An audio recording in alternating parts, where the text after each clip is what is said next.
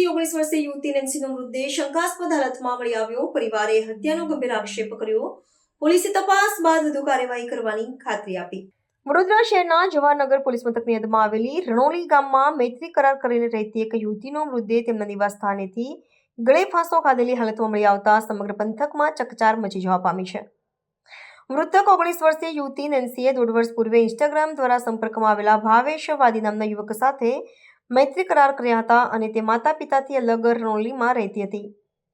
મૃતદેહના ગળાના ભાગે નિશાન પણ જોવા મળતા યુવતીના માતા પિતાએ તેના સાસરીઓ દ્વારા હત્યા કરવામાં આવી હોવાના ગંભીર આક્ષેપો મૂક્યા છે.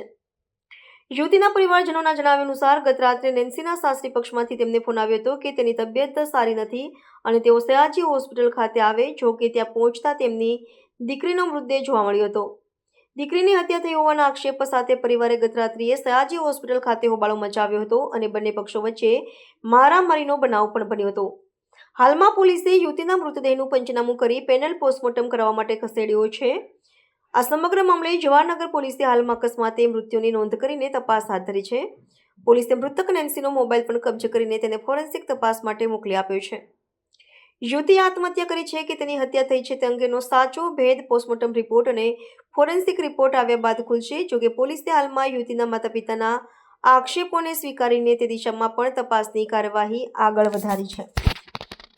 ગઈ તારીખ 2 ડિસેમ્બરના રોજ જવાહરનગર પોલીસ સ્ટેશન વિસ્તારમાં રણોલી ગામ છે. મહાદેવ મંદિરની પાછળ એક અકસ્માત મોતનો એટલે કે એડીનો બનાવ બનવા પામેલ હતો. આ કામે મરણ જનાર છે નેન્સી, ડોટર ઓફ મુકેશભાઈ પુંજાભાઈ સોલંકી, અને જાહેરાત આપનાર છે ભાવેશભાઈ રાજુભાઈ વાદી.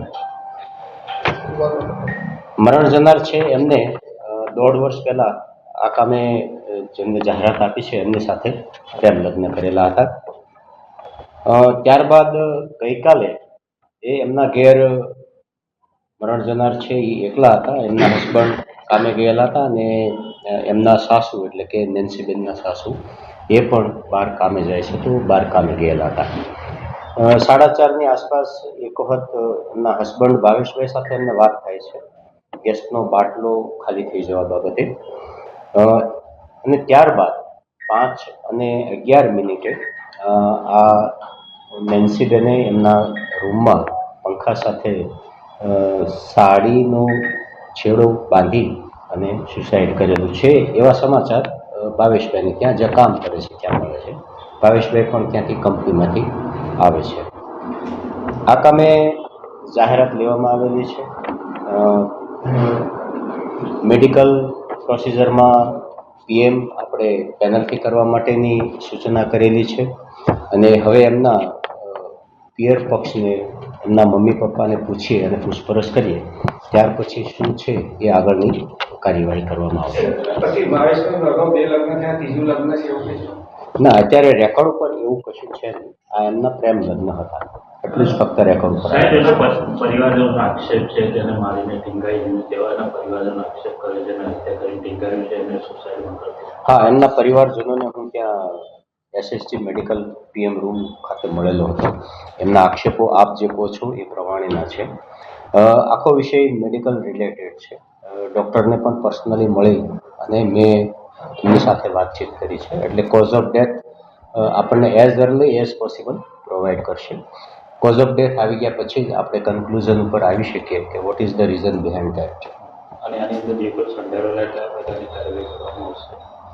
હા, એમના મમ્મી પપ્પાના આક્ષેપ પ્રમાણે કંઈ પણ જો ફ્રૂટફુલ હકીકત મળશે તો ફરિયાદ દાખલ કરશું અને એ જે એમાં ઇન્વોલ્વ જે કર્મચારી એમના ફેમિલી મેમ્બર્સ હશે તો એમના વિરુદ્ધ કાર્યવાહી કરશું. નહીં, નખના કોઈ નિશાન નથી. હેંગિંગ દરમિયાન જે સાડીના છેડાથી જે એક બ્રુટલ્સ એબ્રુશિંગ જે થાય એ એમના લિગેચર માર્ક્સ છે.